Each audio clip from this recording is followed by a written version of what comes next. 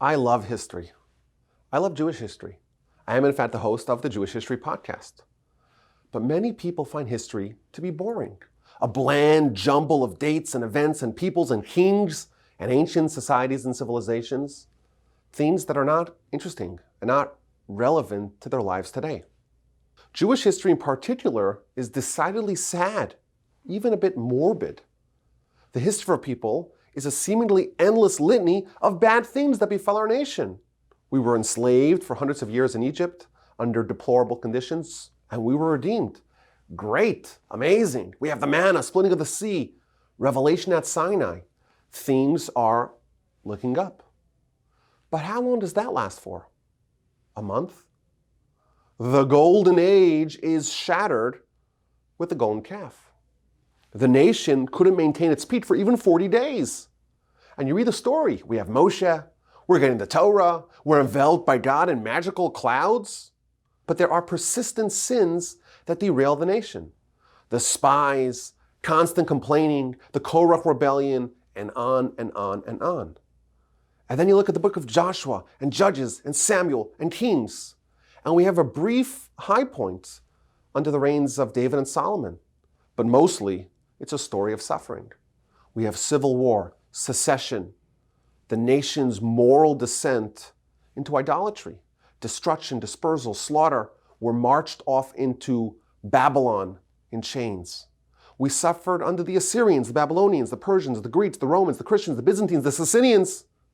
In Europe, our nation endured a millennium of ghettoization, expulsion, blood libels, inquisition, systemic discrimination, and economic marginalization, false messiahs, Holocaust. Our nation's story is replete with pain and suffering. Why study it? Why relive the agony, the despair of yore? Why revisit the pain and suffering of our antecedents? Now, granted, in our study of our past, we meet titanic figures. We meet Abraham, the man who changed the course and trajectory of the world. We meet Jacob, who wrestled with angelic and human foes and triumphed over all. We meet Joseph, who saved the world from hunger with absolute distinction in Egypt. We meet Moses, the man who ascended to the highest spheres and extracted the Torah from heaven on high. The judge and the prophetess Deborah, who shattered glass ceilings before it was cool. The prophets, the kings, the great sages, Hillel, Rabbi Akiva, Rabbi Judah, the prince. There is no generation without its great Jewish personalities and leaders. In medieval times, we have Rashi, the Rambam, the great Kabbalists of Tzfat, and even in modern times, the inspiring story of trailblazing pioneers making the desert land bloom. Our history is long and storied.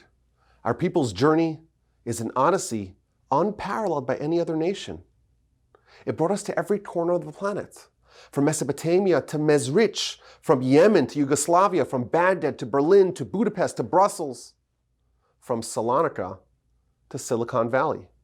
But the question remains, why should I study Jewish history? What's in it for me? Now, there are many answers to this question, and here's mine. We believe that the world has a beginning. It's the first verse of Genesis, after all. And we also believe that this world, as it is currently constructed in its current orientation, has an end. This is the concept of progress. We have a start, we have a finish. We're moving, progressing towards a goal. We're driving towards a perfect future. In Judaism, the name for this concept is Messiah, an inexorable march towards perfecting the world. The legacy of Abraham, the mandate that we received at Sinai, the national mission statement of our people is to be on the vanguard of this effort to bring the world towards its perfection. So what is Jewish history? Jewish history is thus a serialized story marching, progressing towards a climactic crescendo.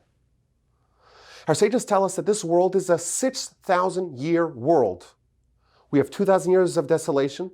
We have 2,000 years of Torah, and we have 2,000 years of Messiah. This 6,000-year enterprise is a 3-act play, each act consisting of 2,000 years. For 2,000 years, the world was desolate. There was no one who stood up and said, I'll do it. It's on me. And after 2,000 years, Abraham appears, and a beacon of light permeated a world of darkness. The desolation was dispelled. One epoch closed, and another was born. For 2,000 years, our nation remained insular. That's the 2,000 years of Torah. The impact of Abraham's movement was not being felt in the world at large. But the nation that he fathered, the nation that he spawned, was gearing up for the final act, the 2,000 years of Messiah. The final 2,000 years where the light and the influence of Abraham goes worldwide. And we look back and we see the progress made worldwide. We see monotheism conquering paganism. We see kindness and charity and abundance, the hallmarks of Abraham, spread throughout the world. Wars subside. Peace and stability reign. The Jews head back to their homeland. The ducks are getting in order for the final revelation. So what is Jewish history? It's the story of a nation effectuating seismic changes in the world. It's the story of national and global progress. It is the unveiling of what Abraham began 3,500 years ago. To know what we need to do as a nation, to understand our individual responsibilities, we must learn about our past. We must learn about the vital mission entrusted to our people and see how far along we have come.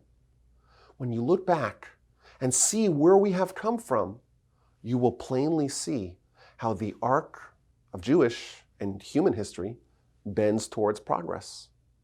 With a keen sense of Jewish history comes the marching orders of Jewish life.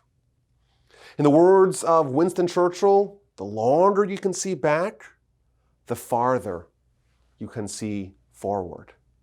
So yes, the Jewish people have had a unique and unlikely story. We've had soaring highs, unparalleled by any other people. And sadly, our nadirs are also unmatched.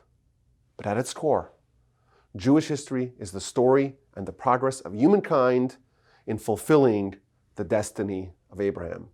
Right now, we are in the third act of the story of humanity. Without Jewish history, we're flying blind. If we don't know from whence we came, how can we expect to know to where we are going? Jewish history is the scorecard of human history, of human development, of human progress. It is indeed worthy of our time and our attention and our interest.